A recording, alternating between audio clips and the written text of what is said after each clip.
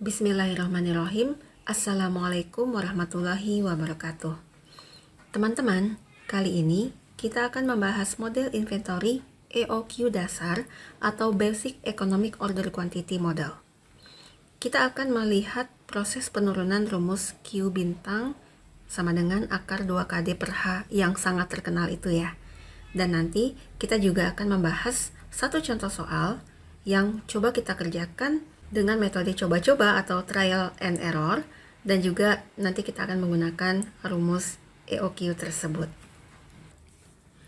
Nah, yang pertama kita bahas dulu ya asumsi-asumsi yang digunakan dalam model EOQ dasar ini.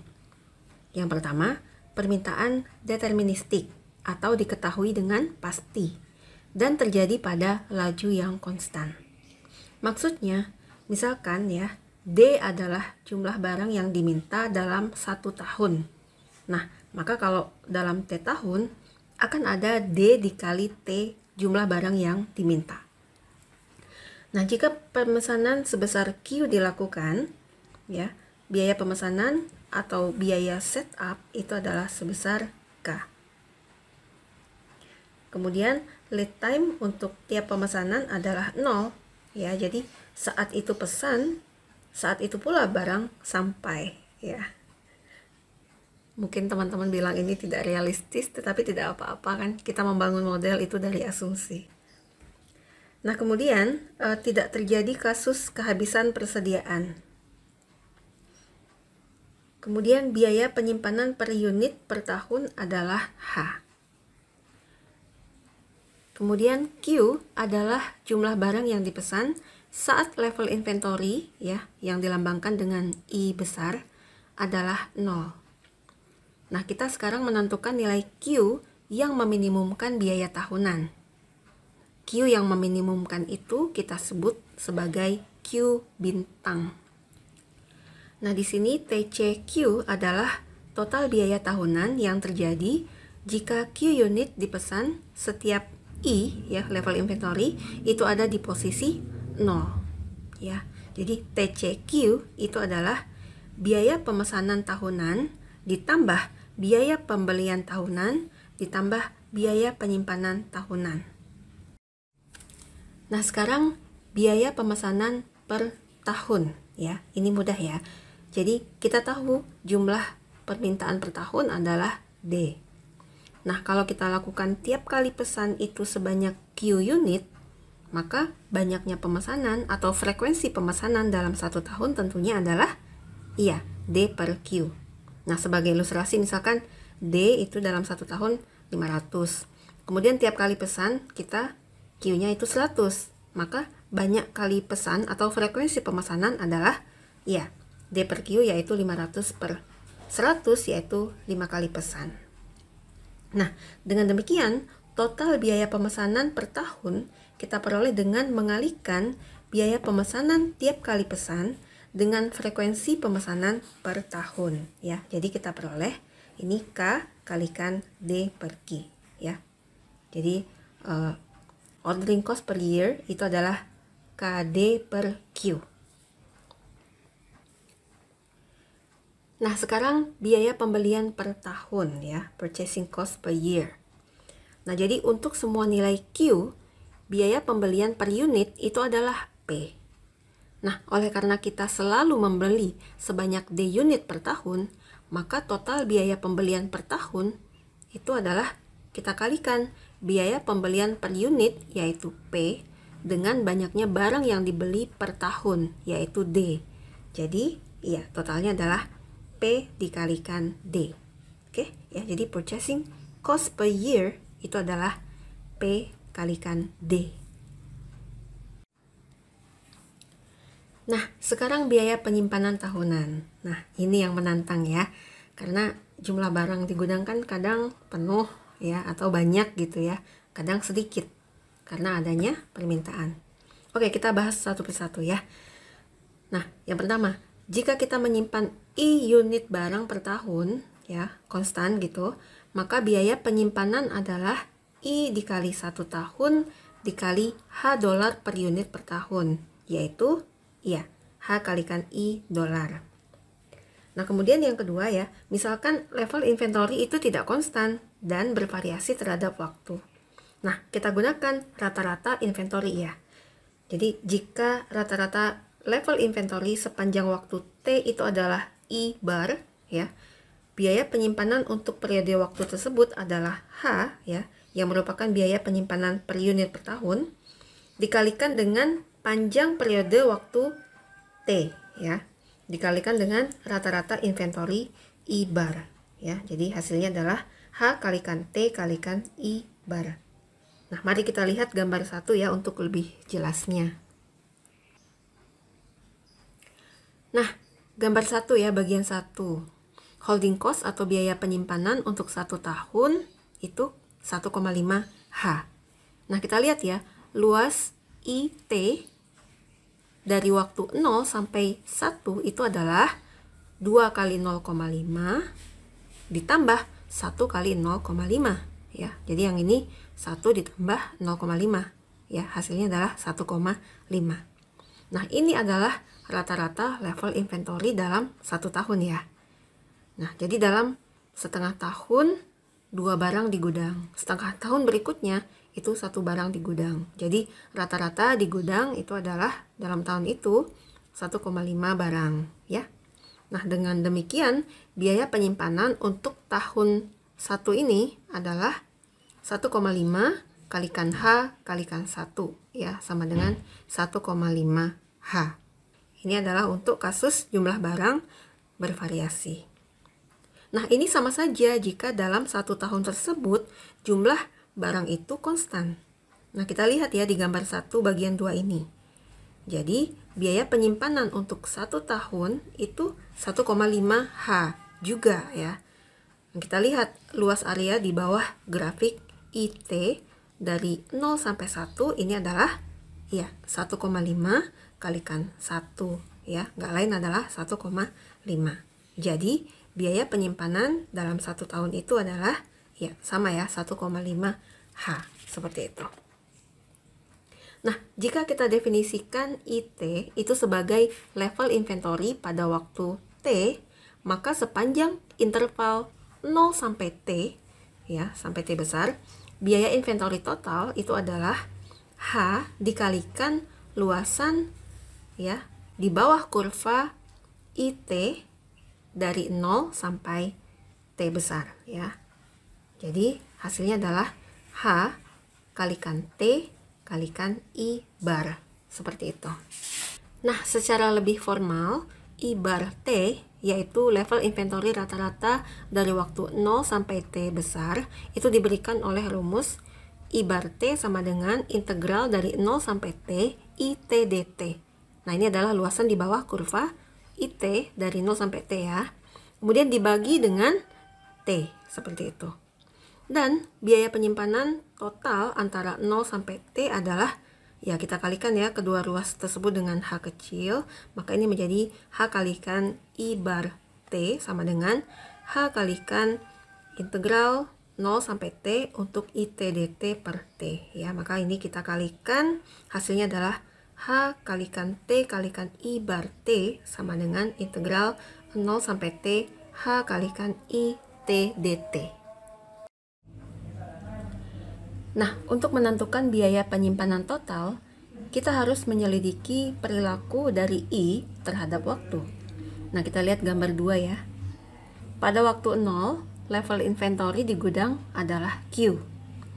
Nah, karena adanya permintaan, maka barang di gudang akan berkurang sedikit demi sedikit ya, dengan laju konstan sampai mencapai 0. Nah, karena lead time-nya 0 ya, maka begitu barang di gudang tak ada lagi, atau dengan kata lain level inventory adalah 0, saat itulah pesanan datang ya. Lalu gudang terisi lagi, yaitu sebanyak Q ya. Jadi banyaknya barang yang dipesan itu adalah ya Q. Nah, lalu proses permintaan berulang lagi, barang di gudang berangsur-angsur berkurang lagi ya sampai 0. Demikian seterusnya. Nah, kita sekarang punya satu definisi yang sangat penting ya, yaitu definisi cycle.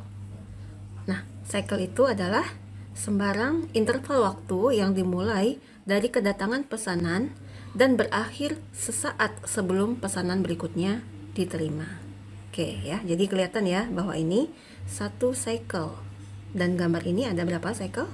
Iya, ada 3 cycle. Nah, kalau ditanya berapakah panjang satu cycle ya atau satu siklus, itu jawabannya adalah iya, Q per D ya.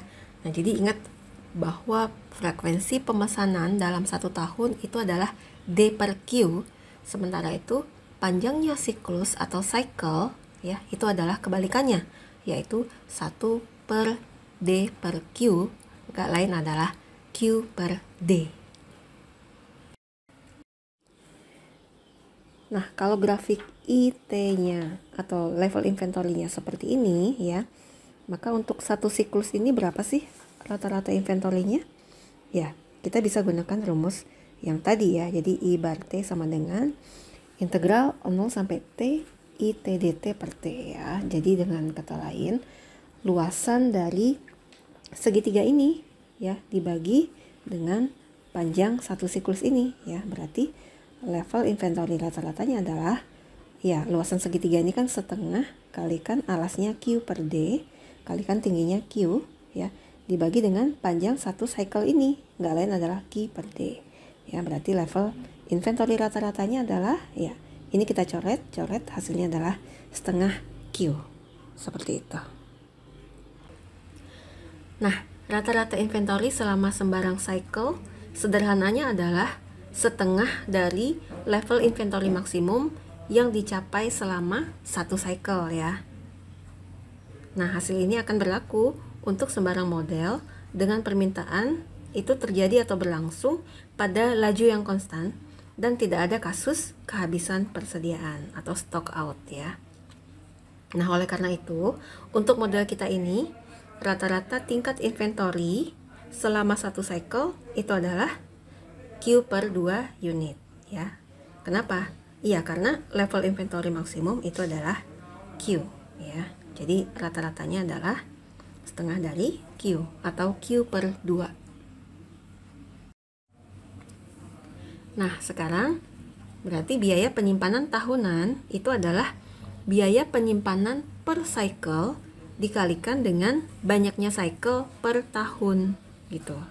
Nah, jadi biaya penyimpanan per cycle itu adalah yang tadi itu ya, yang H kalikan T kalikan I bar itu ya. Nah, jadi level inventory rata-rata itu kan Q per 2 ya. Kemudian jangka waktu satu siklus itu adalah Q per D. Dan biaya untuk menyimpan satu unit barang per tahun itu adalah H ya. Jadi ini adalah hasilnya Q per 2 kalikan Q per D kalikan H ya. Atau Q kuadrat H per 2D. Nah, dengan demikian biaya penyimpanan per tahun adalah ya yang ini kemudian dikalikan banyaknya siklus atau cycle dalam satu tahun yaitu D per Q. Oke, jadi hasilnya adalah H kalikan Q per 2. Nah, dengan demikian biaya tahunan total itu adalah jumlahan dari ya biaya pemesanan total tahunan ditambah biaya pembelian total tahunan ditambah biaya penyimpanan total tahunan ya. Nah, biaya pemesanan total tahunan adalah KD per Q ya. Kemudian biaya pembelian total tahunan itu adalah P kalikan D ditambah ya biaya penyimpanan total tahunan itu adalah HQ per 2 ya. Tolong dihayati rumus ini ya, ini rumus yang sangat penting. Oke. Nah, bermodalkan rumus ini kita bisa mengerjakan satu soal ini ya dengan cara trial and error. Nah, silakan dibaca soalnya. Nah, di sini ada sebuah maskapai penerbangan yaitu Brand East Airlines. Perusahaan tersebut menggunakan 500 lampu ekor pesawat ya tiap tahun. Nah, setiap saat melakukan pemesanan lampu tersebut ya akan dikenakan biaya pemesanan ya sebesar $5. Nah, setiap lampu itu harganya 40 sen ya atau $0,4 dan biaya penyimpanan adalah 8 sen per lampu per tahun ya. Nah, asumsikan bahwa permintaan barang itu berlangsung pada laju yang konstan dan kehabisan persediaan tidak diperkenankan ya. Nah, kita disuruh menentukan EOQ atau Q bintangnya. Nah, di sini kita bisa tahu ya bahwa D itu adalah 500 ya per tahun, kemudian K itu adalah $5 dan P adalah 40 sen atau 0,4 dolar. Sementara itu H adalah 8 sen per unit per tahun ya, atau kalau dalam dolar itu berarti 0,08 ya per unit per tahun. Nah, mungkin lebih baik kita menggunakan Excel ya. Nah, dengan menggunakan Excel coba kita buat grafiknya ya. Nah, kita tulis dulu ya, D-nya itu adalah 500. Kemudian K itu $5.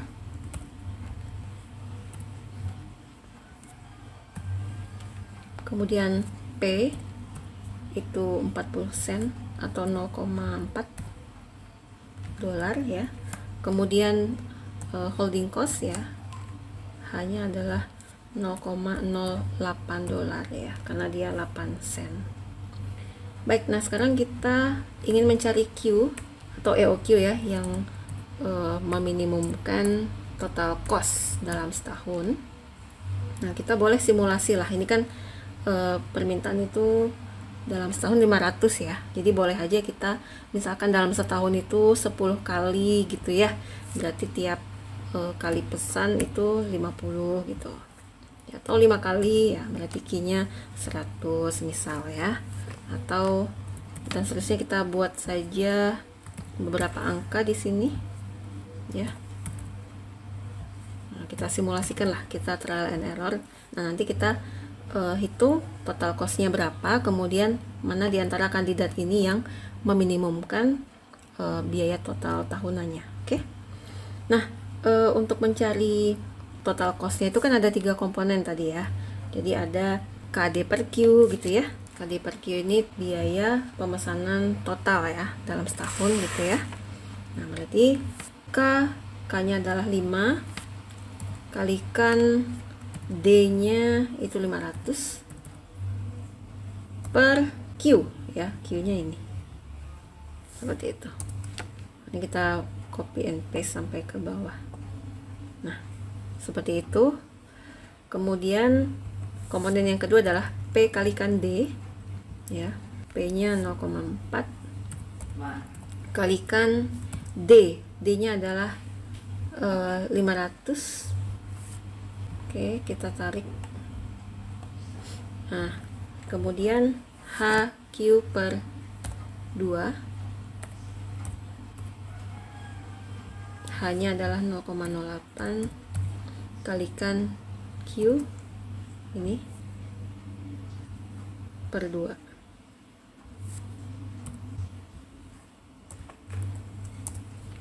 Oke, kita tarik seperti itu ya. Nah, kemudian totalnya, total semuanya itu berarti kan ya, kita tambahkan ya, ini tambah ini tambah ini. Atau ini kita tulis apa ya, TC lah ya, TC.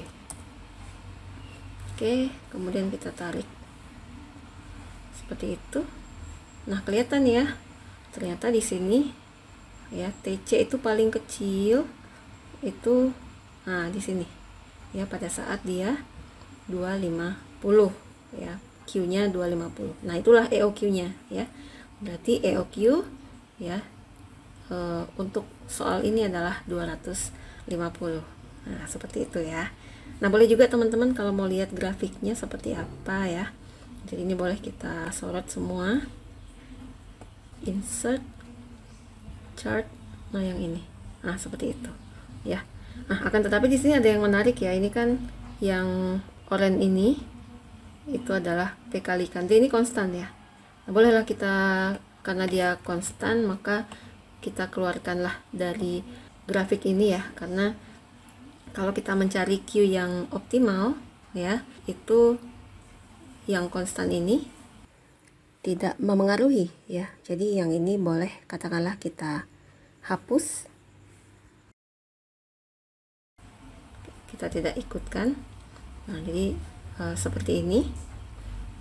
Dan juga total cost-nya ini ya bisa kita ganti ya hanya dengan menjumlahkan KD per Q dengan HQ per 2 ya. Nah, jadi boleh kita ganti ya, ini plus ini saja seperti itu. Nah seperti itu ya. Nah, ini mirip sekali dengan apa yang ada di buku ya. Jadi lihat ya bahwa yang abu-abu ini yaitu biaya penyimpanan ya, dia linear. Kemudian yang biaya pemesanan ini dia non linear seperti itu. Kemudian yang kuning ini adalah jumlahan dari ya kedua komponen ini ya, yang biru dan yang abu-abu ya. Jadi misalkan yang ini tambah ini, hasilnya ini gitu ya, dan seterusnya ya. Jadi kita lihat memang di sini ya, grafik yang oranye ini akan mencapai nilai minimum pada saat ya Q-nya adalah 250 ya.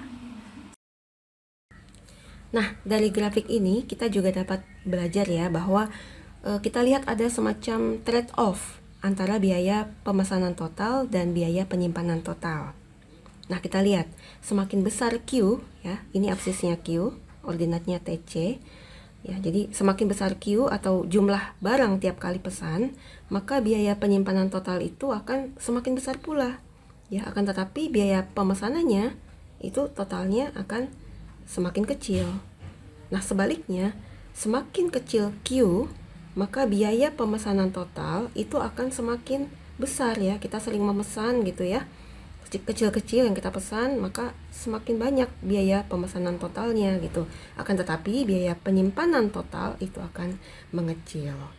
Nah, ternyata TC yang minimum itu dicapai pada saat kedua kurva itu berpotongan ya, kurva biaya pemesanan dan biaya penyimpanan total itu ya. Nah, jadi dia akan minimum ya TC-nya pada saat kedua kurva biaya itu berpotongan atau nilainya sama ya. Nah, coba kita lihat di sini ya. Pada saat EOQ-nya 250, TC-nya minimum. Dan kita lihat ya, biaya pemesanan totalnya itu untuk EOQ 250 adalah 10, kemudian biaya penyimpanan totalnya juga 10 ya. Jadi di sini dia sama. Seperti itu. Ya, jadi kita lihat ya ada trade off antara biaya pemesanan total dan biaya penyimpanan total. Nah, sekarang jika kita menggunakan pendekatan analitik untuk menemukan Q yang optimal, maka kita butuh bantuan kalkulus ya. Jadi dengan menggunakan turunan, kita bisa mendapatkan nilai Q yang menyebabkan TCQ ini seminimum mungkin ya. Nah, ini lebih praktis ya pada saat kita sudah menemukan rumusnya. Itu lebih praktis daripada kita harus menggunakan metode trial and error. Nah, jadi caranya ya untuk menemukan Q yang optimal, kita tahu ya bahwa TCQ ini adalah fungsi terhadap Q. Nah, jadi saya akan turunkan saja TCQ ini terhadap Q. Oke? Nah, jadi coba sama-sama kita kerjakan. Kita punya ya TCQ. Ya, ini adalah KD per Q, atau boleh kita tulis seperti ini ya, KD kalikan Q pangkat min 1 ditambah PD ya ditambah H per 2 Q ya. Sehingga kalau ini kita turunkan terhadap Q ya, maka kita tahu ya min 1 taruh ke bawah ya, min 1 kalikan KD, kemudian Q pangkatnya berkurang 1 seperti itu, jadi min 2. Kemudian PD ini tidak mengandung Q, maka turunannya 0 terhadap Q. Ini tentunya turunan terhadap Q nya adalah ya komponen di depan Q, yaitu H per 2. Oke. Nah, nilai ekstrim ya dicapai pada saat turunan ini sama dengan 0 ya. Berarti ini dicapai pada saat ini sama dengan 0. Nah, ini boleh kita tulis min 1 KD atau min KD per Q kuadrat ya ditambah H per 2 sama dengan 0. Nah, ini kita samakan penyebutnya, maka kita punya min 2 KD ditambah H kalikan Q kuadrat ya, ini sama dengan 0.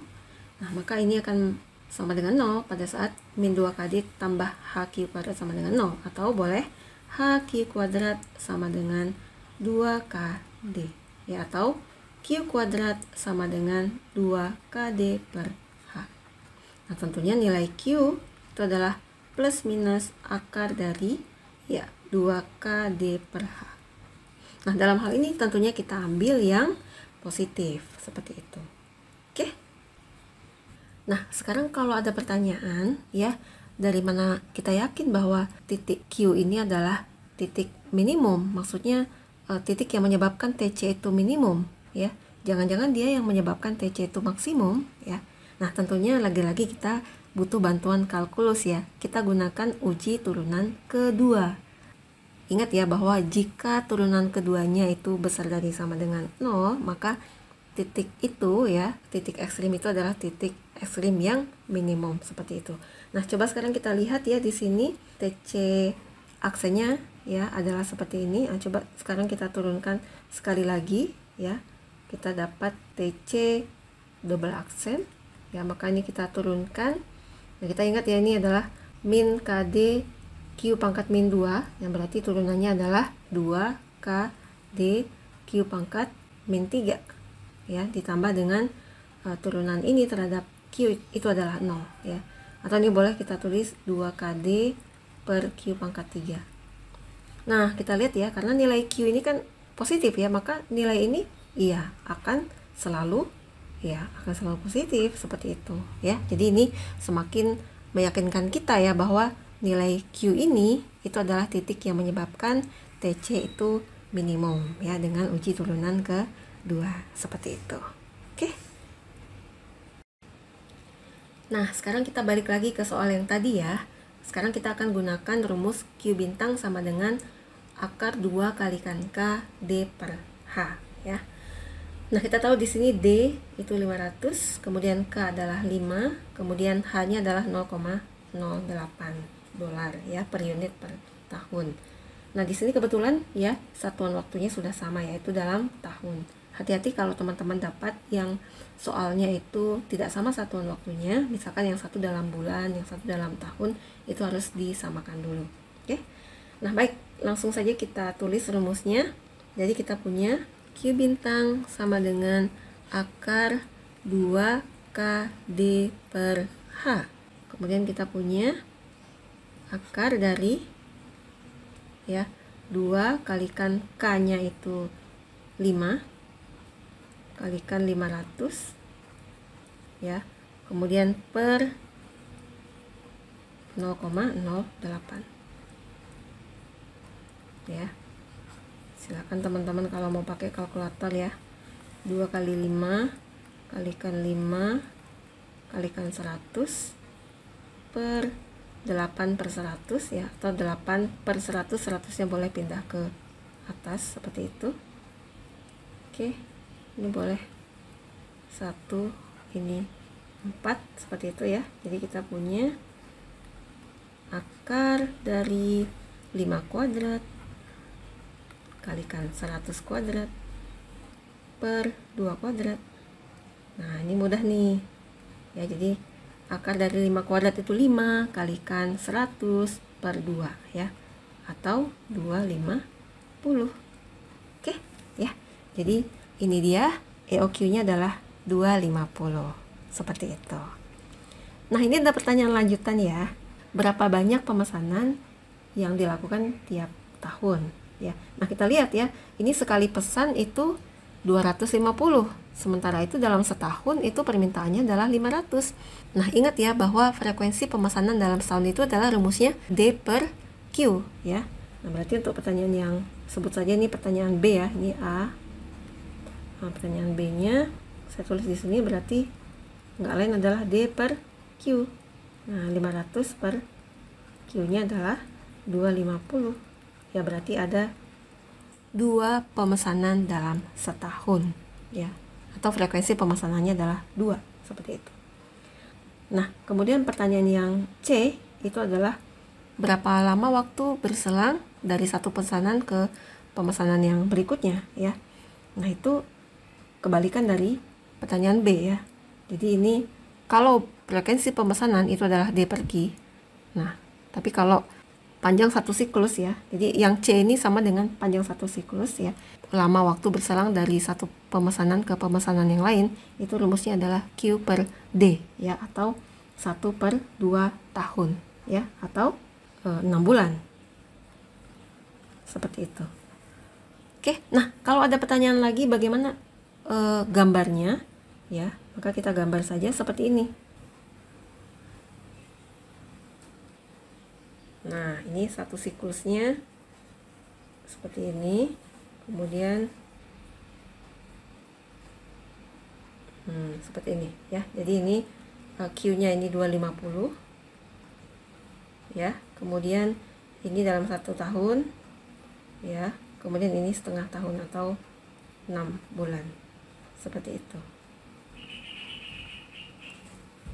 Baik, demikian ya. Jadi hari ini kita sudah belajar tentang EOQ ya. Semoga bermanfaat. Assalamualaikum warahmatullahi wabarakatuh.